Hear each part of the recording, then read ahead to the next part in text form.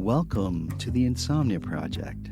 Sit back, relax, and listen as we have a calm conversation about the mundane. I don't think today's episode is going to be so mundane, but we're going to try our best to talk in very dulcet and calm tones so that you can just sort of drift off and have yourself a lovely sleep or just a calm feeling by the end of it. Thank you for listening. I'm Marco Timpano. Before I get to my most awesome guest, I wanted to mention that the Insomnia Project now has the ability for our listeners to listen ad-free.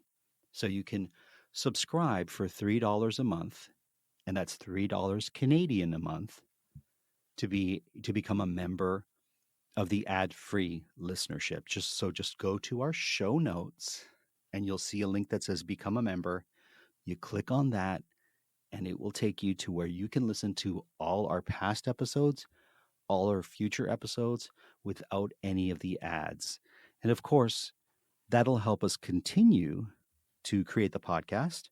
There's actually some podcasting software I'm trying to get to just make the sound quality even better for you listeners, and hopefully that will help us do that. So thank you all. And for those of you who don't mind the ads and just want to listen to the podcast, I want to thank you too, because you guys and you ladies and you folks have really, helped us keep this on, and I do appreciate hearing from our listeners. So thank you all. But I just wanted to make sure that I mentioned that we now have the ability for our listeners who so desire to have ad-free episodes. So just go to our show notes tomorrow when you're up and you feel like it. Click on the button that says become a member and it will take you to the link where you can listen ad-free. Having said that, someone who understands podcasting intimately, a dear friend of mine who it snowed like the dickens today here in Toronto, and I'm curious to find out what the weather was like in Los Angeles. I want to welcome my guest, dear friend of the podcast, dear friend of mine, Nima Kharrazi. Welcome back to the Insomnia Project. Thank you so much, Marco. I really, really love being on your podcast, and not to rub it in or anything, but it got all the way up to 81 degrees here today. And it's currently sitting at a nice 75 and a cool breeze. Wow. It's warmer outside your house than it is inside mine right now, because I keep it at 70. Yeah. So just so you know, you can walk out of your house knowing that it's warmer there. And you could probably open your fridge and know that it's colder outside my home than it is inside your fridge right now. I just want you to know that. Before we go any further, I just want to say that you have a tremendous podcast that not only is it a wonderful podcast, but it is an informative podcast. And I think it's so important for anyone who might be considering getting some surgery for weight loss. Can you tell us about your podcast? Oh, yeah. Thank you so much. Yeah. So the podcast is called My Gastric Sleeve. And I was all the way up to 410 pounds at one point. And then I had this gastric sleeve surgery where they remove like 80% of your stomach. And that's it. That's all they do. There's no other tricks to it. I mean, you have to do a bunch of health checks and doctor visits and therapy and all that stuff beforehand, and really would behoove you to keeping on with all that. So anyway, I a year later have lost over 150 pounds and I'm down at 245. Congratulations. Thank you very much. I feel great, and I'm running almost every day and riding my bicycle and really enjoying my life more. I really, when people ask me how I feel, truly feel like I got my life back. And when I was ready to do the surgery, there wasn't anything out there in the podcast realm about the process and the progress. Those were two things I was very curious about: the pain, the buyer's remorse, the dealing with food, the dealing with the post addiction, no hunger. Is there hunger? Is there stomach pain? Is there surgery pain? And it just kind of was always like a one-off episode, and I just thought I should do something for future people if they wanted to listen. And it's been really great. And we're doing monthly recaps now, and I love it. It's awesome. So you did, much like we did, you made the podcast that you needed that wasn't there for you that is now helping others, right? That's absolutely right. So Yeah. wonderful. Well, thank you for that because I'm sure your podcast is really assisting people. And I recommend it to anyone who might be considering getting a gastric sleeve or know anyone who's considering it to listen because it will be very informative. And I want to also mention if you just want to listen to a friendly voice, and you just need someone to hear someone who's just a really decent person who has a friendly voice. It's great whether you need the surgery or you're considering the surgery or you've thought of the surgery, even above and beyond that. If you just want to listen to a cool podcast, My Gastric Sleeve is the one I would recommend. That's very kind of you, Yeah. Marco. Thank you. I feel the same way about you. I love your voice and your energy on this podcast, and I also love you in this podcast is delicious. I think I know it bothers Ali every time it's called T-Pid, but I think it's a really good. I think it's a really great podcast with two really good friends and a fantastic energy. That your listeners should also go and look into that one as well. It's Th- it's it's worth the listen. Thank you. I haven't actually mentioned on the show that we had to change the name because it used to be called Eat and Drink, and now it's called This Podcast is Delicious because we felt the name was really a barrier for listeners. So we've Yeah, changed that. But today I want to talk about something that I had mentioned with you a while back. yeah, So I'm grateful to have you on because I'll admit it, I don't know very much about this, and I'm so fortunate to have you in my life. We're going to talk about Persian New Year, well, yeah. which is just around the corner, right, Nima? It is. Yeah, it's Sunday at 8:33 a.m. Pacific time, and I'll explain why that's important in a minute. But yeah, it's happening Sunday morning. So, for my listeners, Nima is Persian. And for people like me who didn't know exactly what that meant before I had a friend who was Persian, can you tell us what that means to start with? Because the only time I knew what Persia Yeah. was when I played Risk or when I was rug shopping. And I'm not embarrassed to admit it, but that's the Yeah, only yeah. time just like I know what an Etruscan is, but people might not know what an Etruscan is. And so, so if you could just enlighten anyone who doesn't know, like myself, prior to knowing you. Yeah, so I actually don't use the term Persian. My sister, shout out to Sarah. Sarah said to me um, that she doesn't use the term Persian because you've never met a Turkish person that says that they're Ottoman. Right. And I just thought that was so brilliant that I've used that ever since. I always say that I'm Iranian, but Persian is also a word that you can use. Um, so it's a Persian excuse me, a Persian person is a person that is from Iran, although the Persian Empire kind of encapsulated so much more that it gets confusing that if you're Afghani from Afghanistan or even parts of Pakistan or even west and north of Iran. So you have like Azerbaijan and Armenia and Georgia. Those lands were all kind of a part of the Persian Empire at some Okay. point. So you have Iranian people that have lived in those lands. And that's why we all look so similar, is because we were all just one giant empire at one point that just kept getting conquered by this person and that person. I see. I see. So thank you for that explanation. So now I generally know that when I'm speaking to someone from Iran, that they are also and can also consider themselves to be Persian. And Yeah. there's a great likelihood that they will be celebrating what we're going to learn today, which is Persian New Year. So Yes. you had mentioned it a while back on one of our episodes. So, and I had said to you, can we do an episode when Persian New Year comes so that you can explain? And I have a joy in learning about celebrations from other cultures and communities And so for me, it's going to be a delight, and I'm going to try to be very calm. But I just want to know about the traditions and what you love about this particular celebration. Yeah, so that's awesome. And I love how open you are to learning about other people's cultures.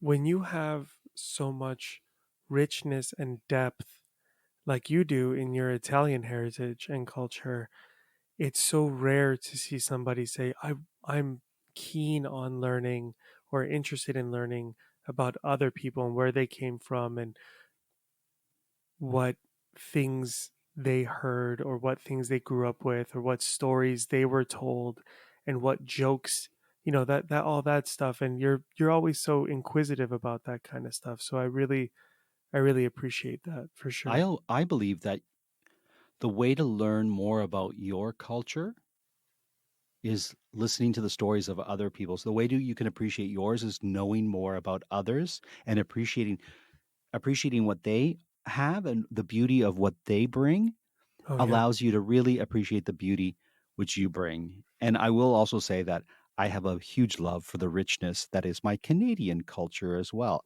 Oh And yeah, my absolutely. wife's who's American, I have a love and fascination for Americana and American, and in particular, certain states really resonate with me. But all that aside, let's Yeah. talk Persian New Year. Let's talk Persian New Year. Yeah, So first thing you have to know about Persian New Year is that it's different than other New Year's, like the Gregorian New Year, the American or Canadian, North American, for lack of a better term, New Year, in that the North American New Year happens as Earth rotates. So it happens not all at the same time, but it happens uh, sectionally, I right? see. So it's New Year's in Australia, and then it's New Year's in Japan, and then it's new. So it is as Earth is rotating into the new day, into midnight. So it's constantly changing. Midnight is shifting every time zone. Sure.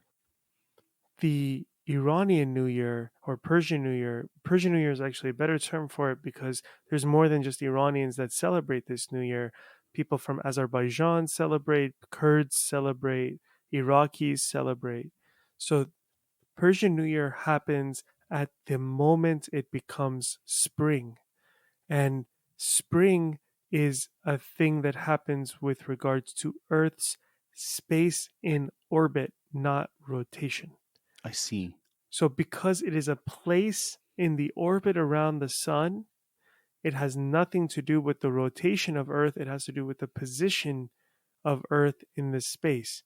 So, it is the same time for everybody. So, as it is 8:33 a.m. Pacific time, Marco, you are Eastern time. So, Right. it would be 11:33 a.m. So, if you and I were on a phone call on a traditional American or Canadian or North American New Year, you would have New Year's, and then 3 hours later, I would have it. Right. Right. But we both have Persian New Year at the exact same time. Oh, there's something lovely, really lovely Yeah, about that. yeah, I do love it. So I always make a point to get up no matter what time it is. And last year, I think it was something like 5 in the morning or 4 in the morning, and I woke up early. There's been times it was 2, 3 in the morning. I stay up. This time it's 8:33. Next year, I think it's at 11 something in the morning, and then yeah. So I really, really, and it's a Sunday this year, which is Right. even better. There Uh, must, for me, there's something tingly that I feel in my body when I know that people are celebrating at the same time all yeah. around the world. It reminds me, so I don't know if you know the band, The Tragically Hip. Oh yeah, I've heard of them. So the Tragically Hip had one of their last concerts because the lead singer had a uh, was very ill and didn't have much time left, and so they had their sort of last concert, and it was broadcast live, and most of the nation watched the concert live across the nation, and it was a very emotional thing. But to know that you were watching this great national band Yeah, do their last concert in the nation's capital with your country, with your fellow country people all over the world, but especially in the nation, yeah, gave me a tingly sensation. And when you talk about Persian New Year and everyone's celebrating, no matter where they are, Persian New Year at the Yeah. same time, it gives me that same sort of tingly, awesome feeling. Yeah, it's really, really cool. And it's also, it has these really beautiful moments to it. There's some stuff leading up to it, and I definitely want to talk about that. But in the moment that it becomes New Year, so when imagine you're counting down to midnight, but although we count down to the moment it becomes, so 8:33 is, so we're counting down from 8:30 to 60, 59, I 58 see. until we get to 8:33. So it's So safe to say there's math involved. they, right, there's Persians love math, math. They're great there's mathematicians. there's a farmer's almanac, Sure. there's all kinds of accoutrement you need. Right. But when you're counting down to that moment, before it hits New Year, you should put something sweet in your mouth so you have a sweet New Year, and you Oh, should put gold in your hand. Now, traditionally my parents, their rings are gold, or my mom's necklace or earrings are gold, so she would take that off and put that in her hand. And so you put gold in your hand and sweet in your mouth, and then you have a sweet New Year and a wealthy New Year, and you're wearing new clothes. So it's coming into the new year with new clothes on. oh. And so it's this really wonderful, like, entrance into the new year of sweetness and wealth and prosperity and new beginnings and a new start. I love these. I really love these little insightful traditions. So let me ask you this: Yeah. the new clothes that you wear, are you allowed to purchase them yourself, or do they have to be purchased for you? Because I know some Italians on New Year's they wear red underwear, but it's supposed to be purchased by someone else, not yourself. So I'm just curious Oh, if that's the case with Persian New Year. no, no, you can buy it Okay. yourself. Yeah, but I didn't know the red underwear thing. I love finding out little facts, Uh, little factoids like that. That's really fun. So okay, so you've got your new clothes, you've got sweet on your tongue, and you've got Yeah. gold in your hand. What else? So then it becomes New Year, and everyone gets real happy, and you hug and kiss everybody or around everybody. And the older family members give the younger family members gifts of money. There's no presents. It's kind of like Chinese New Year. So it's all just envelopes of money that they give you.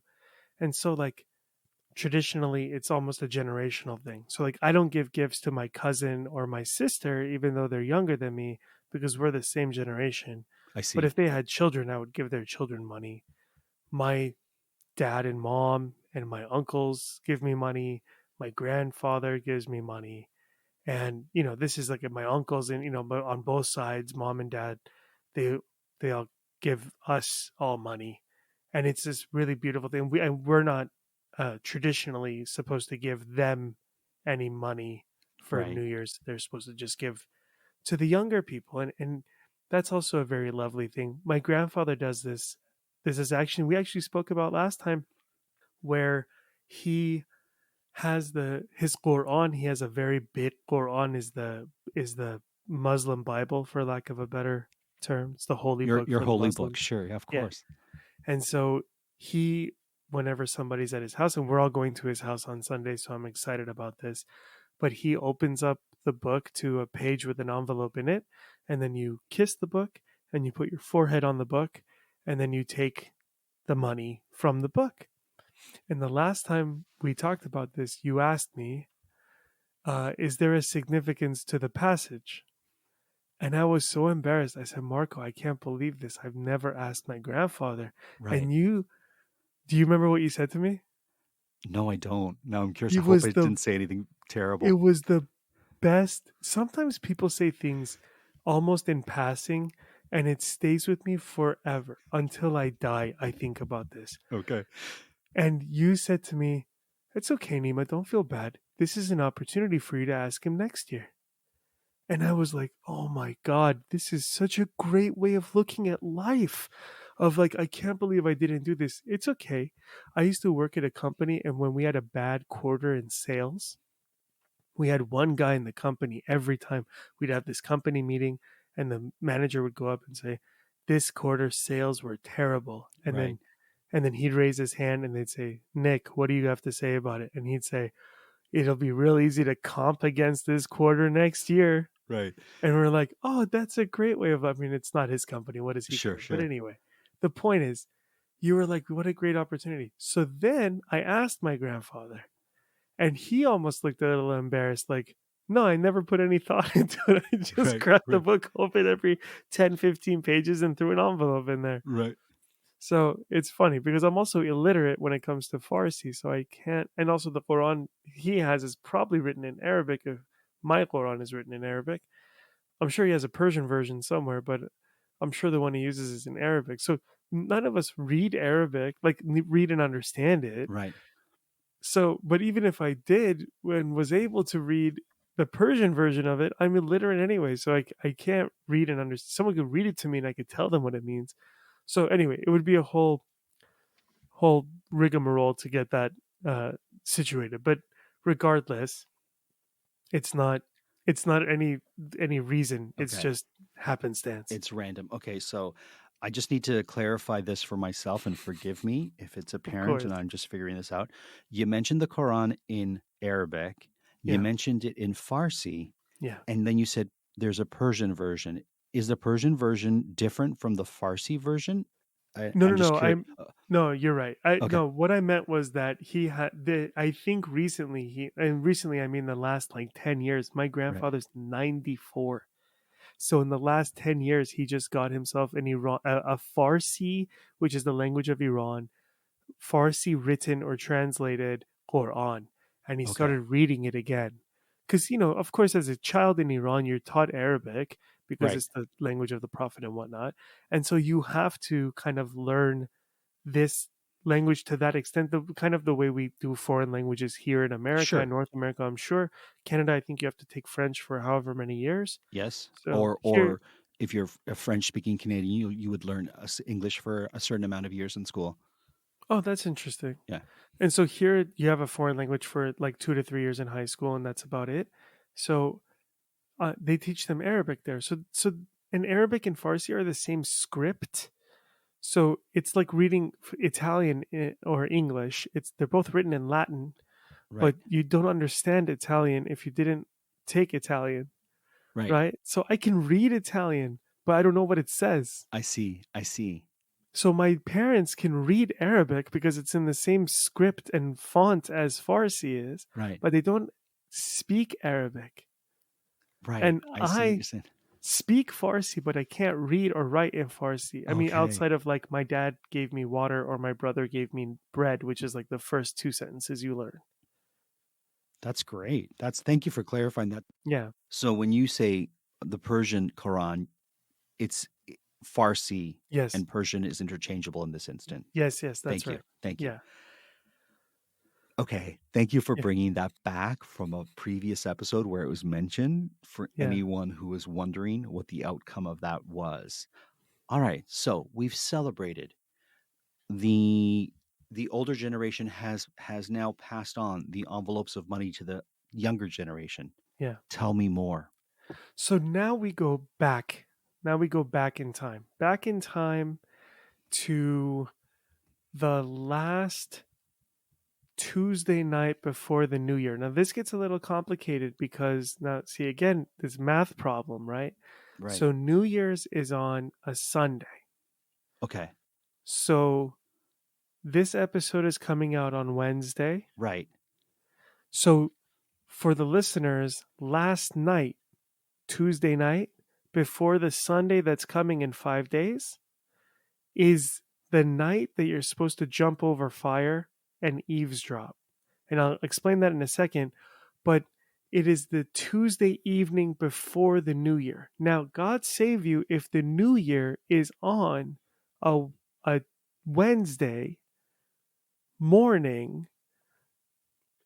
It's I'm not even going to get into it. I'm Okay. not even going to get into it, Okay. Marco, because it's too convoluted. Okay. Thank you. So, so anyway, it's the Tuesday night before. So Tuesday night, you do there's a few things you have to do. You have to clean your house, you have to buy new clothes, you have to set your haft scene, your table of offerings, you have to um, eavesdrop, you have to jump over fire. These are like the main things. And all of these have tradition in Zoroastrianism. And Okay. Zoroastrianism is the first, arguably, I have to always say arguably, because Judaism is also very close in timeline with Zoroastrianism. Zoroastrianism is arguably one of the is the or one of the first monotheistic religions. Okay. And in the same way, I won't even mention this. So then Zoroastrianism is the basis of a lot of traditions in Iran. I see. And so Zoroastrians would worship fire and nature. Okay. So, in that vein, we have a lot of fire and nature worshiping uh, extras that we do for Persian New Year. Kind of like the bonus content of podcasting applied to the Persian New Year. This is some Yes. bonus content, right? Yeah. So I'm sure my listeners, including myself, need to know, and I don't know what I want to know more, the Yeah. eavesdropping aspect or the Yeah. jumping over fire aspect of this tradition. So please Yeah. tell us. Okay, so the jumping over fire is relatively easy to explain. Jumping over fire, and when I say jumping over fire, when we were kids, we would have a bonfire on the beach and it was high and you would And you would run. jump over it? You would run as fast as you can and you would jump over these like 5-foot flames that were like licking you.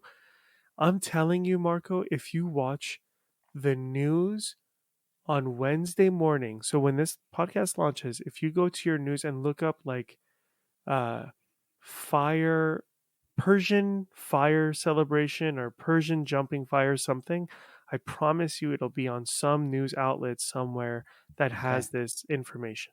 Okay. So when we were young, we did that. Now that I'm older and I can't really go and start a giant house fire or start a giant bonfire, Sure. right? Like I used to. Now what Miracle, my lovely wife, and I do is we just light a tea candle. Okay. And then we just step over it. And what see. you do is you say to the tea candle, "Give me your redness and take my yellowness." Red Okay. is a symbol of health I see. and well-being. Yellow is a symbol or symbolic color for illness and unwellness, So unhealthiness. take my yellow and give me red? Yeah, take my Okay. sickness away and give me see. health. So you say that, and you could just say it in English, right? Sure. Give me your redness, take my yellowness, and then you step over the fire. Turn Would you around. mind? Yeah. Would you mind telling us how you would say it in Farsi? Yeah, so in Farsi you actually say your redness to me, my yellowness to you. So you say سرخی تو از من، زردی من از تو. So سرخ actually doesn't even mean red. سرخ means burnt. Okay. Roasted. So Okay. your roastedness to me, my yellowness to you. Okay. Thank you for that. سرخی تو از من، زردی من از تو. Thank you so much for sharing that. Of course. So you say that, you turn around, you say it again, you walk, you turn around, you say it 3 times. So you walk over. you're saying it 3 times, but you're jumping over the fire once. Oh no, good job. You're very good at this, Marco. This is my favorite part of your podcast, by the way, is that you're so good at asking questions. I'm going to give you a toothpaste example in a minute, but I'm going to explain this first. So you say it once and then you walk over the fire. Turn around, you say it a second time, you walk over the fire a second time. Turn back around, you say it a third time, you walk over the fire a third time, and then you're done. So when you were kids, Yeah. you'd be jumping over this bonfire Yeah. 3 times. So if it didn't get Yeah. you on the first time, you weren't like wiping your brow and saying, "Wow, okay." It took my yellow and it's giving me red. It's like, "Oh no, I'm not done yet." It took a bit of my yellow, but there's more red to be gained here. So you had to do it 3 times. Wow. Yeah, there's always somebody who falls in the fire. They take the wrong step or they miscalculate something, and yeah, it's usually we always on standby for sure. Okay. So this is the fire jumping, right? So this is like the main thing that you do, and this is for health and well-being, and we could all use that now anyway, right? And So this happens on the Tuesday. this is Tuesday night. Okay. So there's that. The other thing you do is also usually on Tuesday night, and it's eavesdropping. Now this is a little bit more convoluted, so bear with me on this. Sure. There is a tradition religiously where if you want an answer to a question, should I go to college and get this degree? Should I marry this girl in particular? Should I take that job and go overseas? You go to a religious leader and you pay them some fee, and they pray on your question. They don't know what your question is. They pray on your question, and they open up their holy book and they blindly point to a page and a passage, and they read that passage, and then they interpret that passage as positive or negative. I So see. if it's, so and so went to the market and sold his cow and made a lot of money and then Sure. went home, that's a positive thing. If so and so went to the market to sell his cow and got beat up and the cow ran away, that's a Sure. negative passage. Sure. So Sure. from that, they say it's a yes or it's a no. And they never get to know your question. You just go home knowing Oh, I see. the So answer to your question is. you think the question in your head, you give the religious leader a donation of some Yes. sort, Yes. and then they will tell you a yay or nay type Yep. scenario, and then you apply it to the question that you have been reflecting on, shall we say. Yes. Right. Okay. So because this is so traditional and old school, there were no religious leaders in that capacity that were asking for alms, let's say. Sure. So instead, what you have is this tradition of eavesdropping. So you go out to a cafe or a restaurant or something, and you sit and you ask this question of the universe, and you say, should I marry this person? Should I take that job? Should I quit this job? Should I buy that car?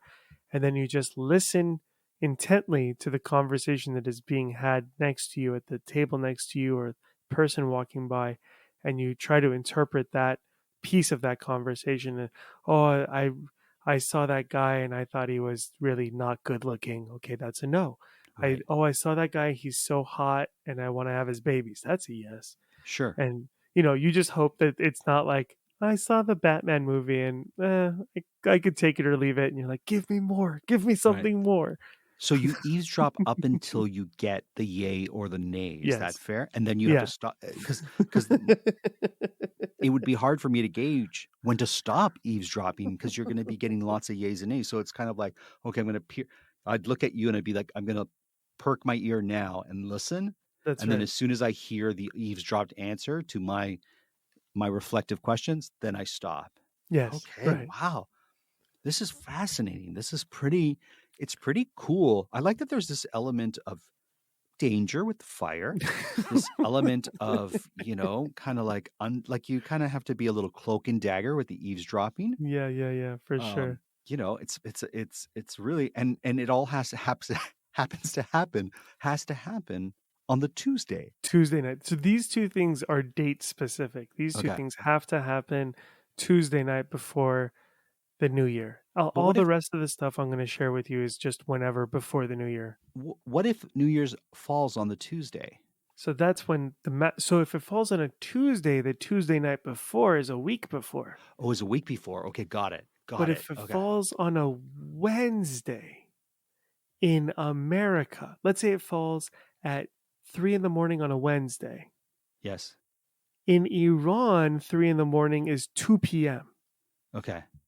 So then if it falls at 3 p.m. on a Wednesday in US, it's 2 a.m. the next day. So then is it Tuesday the night before, so then that Tuesday night?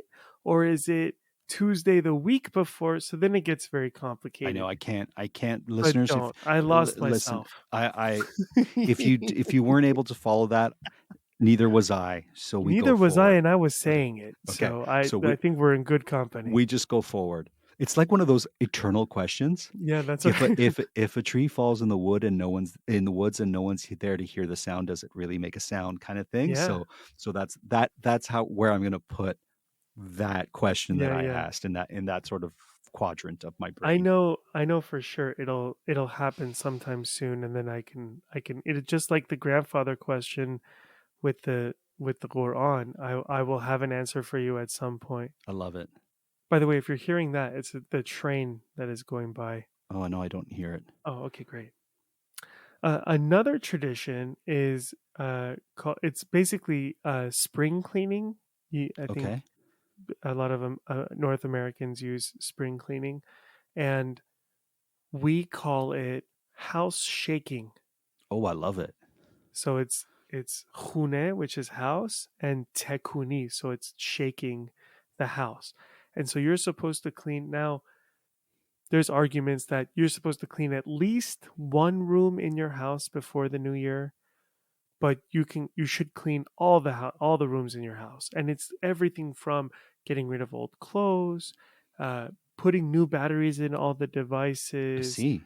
uh, putting out like you're supposed to get rid of your old uh, water pots. Now I know we don't have water pots here in America, but Sure. in the Middle East, of course, and I'm sure parts of Italy have these clay earthen jugs that they collect water in, and they use the water for all kinds of things, to water plants and wash the sidewalk and all that.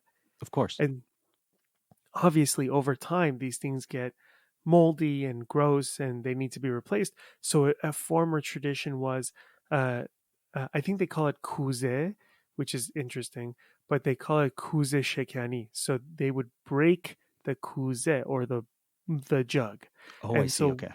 what they would do is that your neighbors would walk by and they would put a few coins in your water jugs, because everyone kept their water jugs outside, and so they would put a few coins in your water jug so that when you broke your water jug, the coins would spill out, and then you had money to go buy new Oh, jugs. that's lovely. I love Yeah, that. so that's a really fun thing as well that people got to do.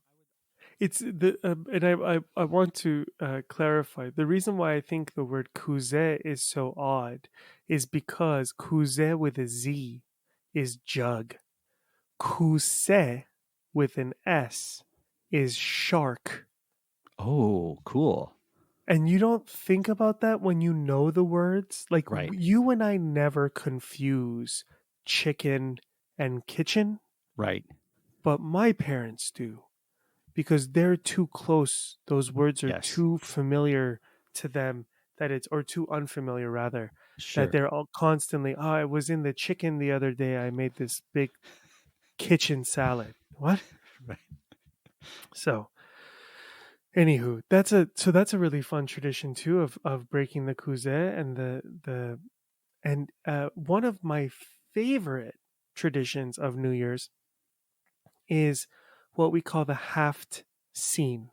Now, haft means seven, and scene is the letter S. Now, I'm going to tell you what these are, and you're going to say, but Nima, these don't start with the letter S. They start with the Persian letter S. Okay.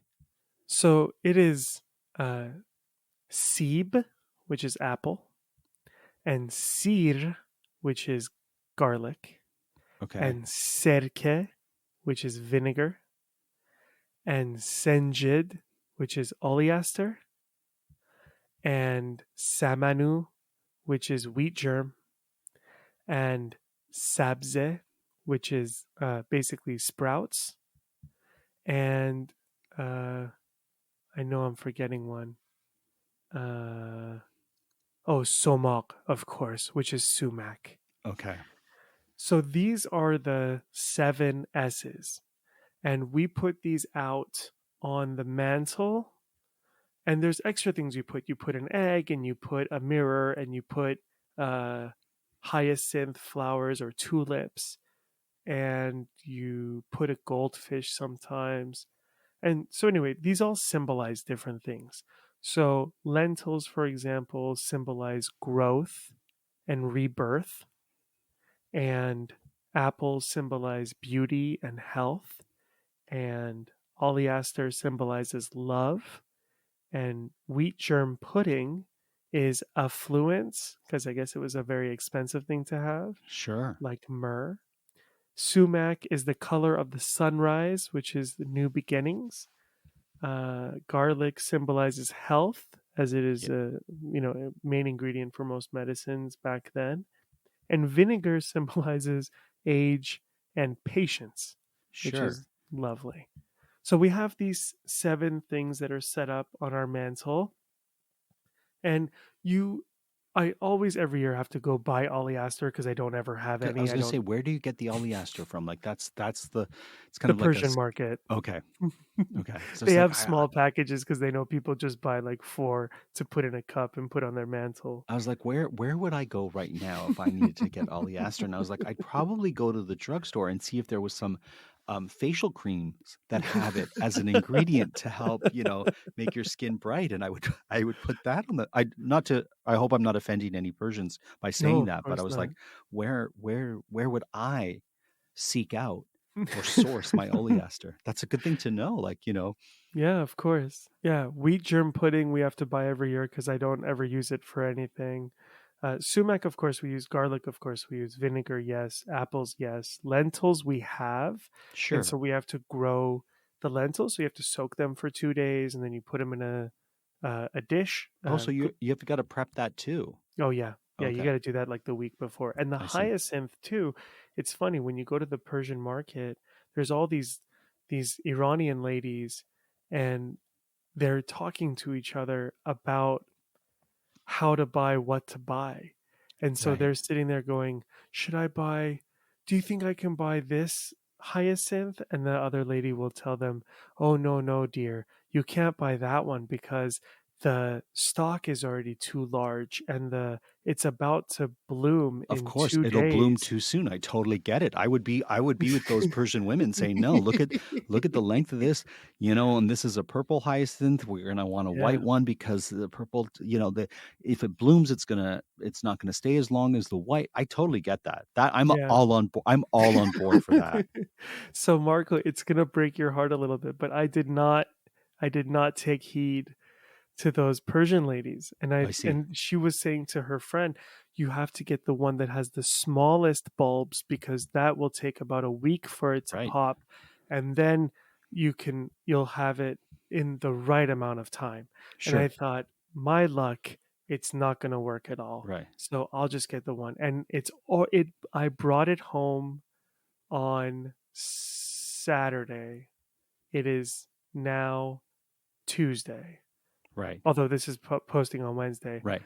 but it bloomed yesterday morning. It bloomed on Monday. So It what does bloomed that in two mean, my days. friend? What So it's already the one of them, the white one, has already partially bloomed. Okay. So I only am gonna have and Nowruz is on Persian New Year is on Sunday.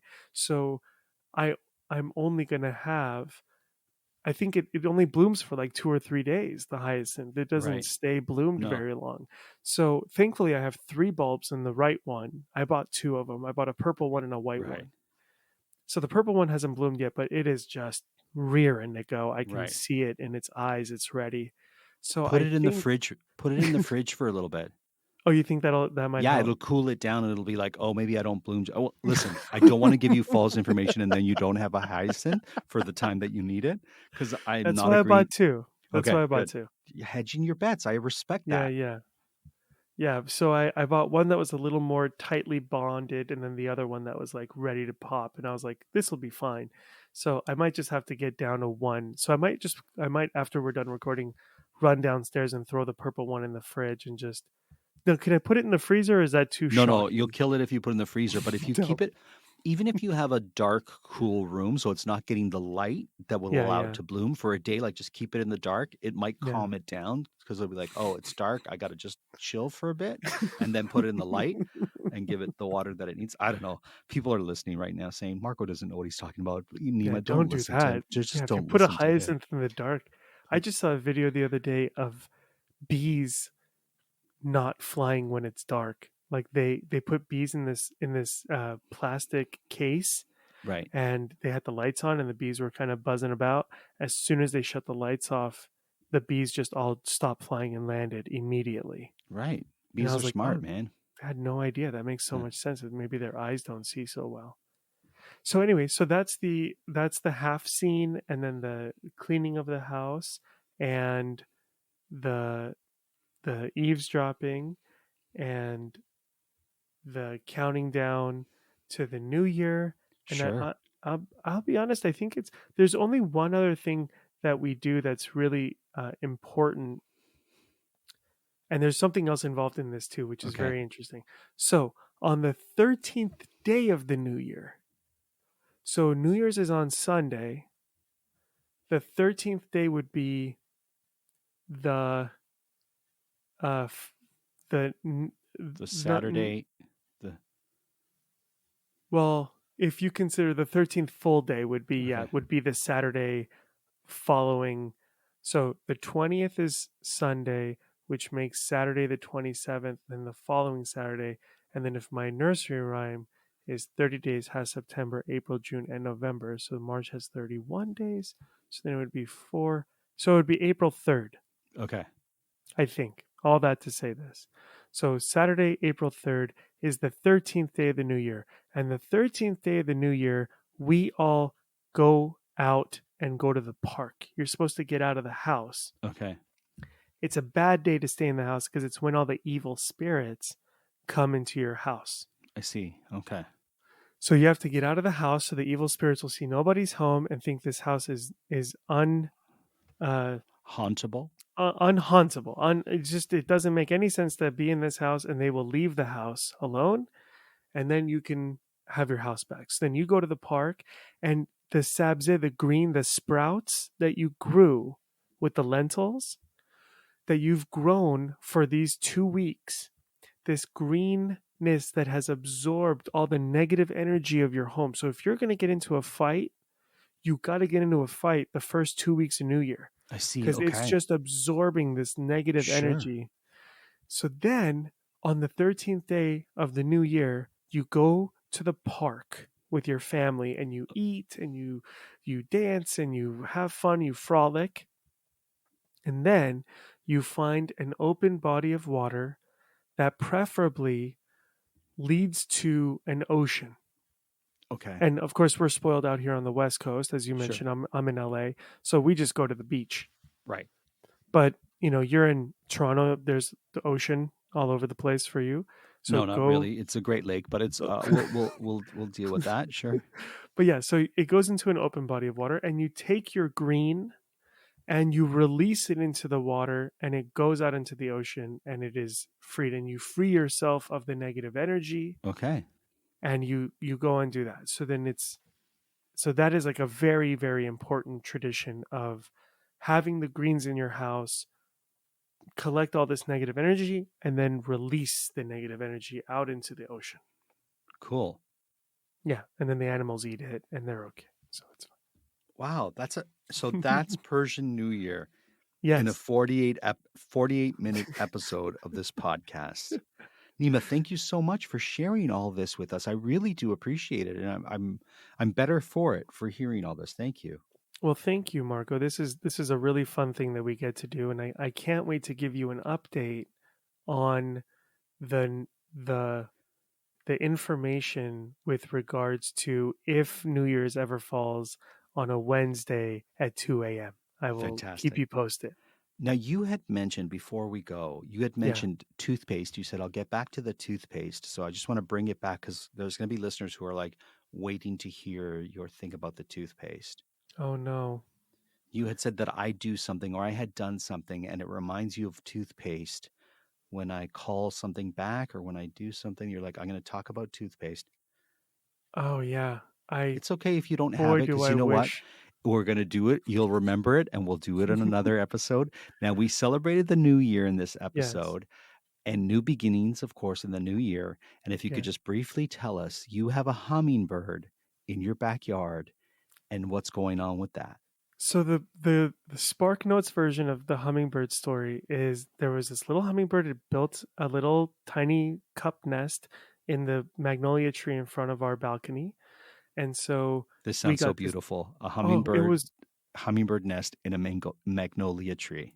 Yeah, and it was perfect because it was like winter time, so there were no flowers or anything. It had this perfect leaf cover. And anyhow, so the two eggs, as you well know, Marco, thanks to Wingspan, hummingbirds lay two eggs. Yes. And so 2 eggs, they both hatch, thank goodness. We named the birds Rain and Bow, so Beautiful. rainbow. And so then Rain and Bow grew up, and they were living there, and then eventually Rain left the nest first and sat on the tree, on the branch, and Bow was still in the nest. And I was watching them every day. I was watching them, taking pictures, everything.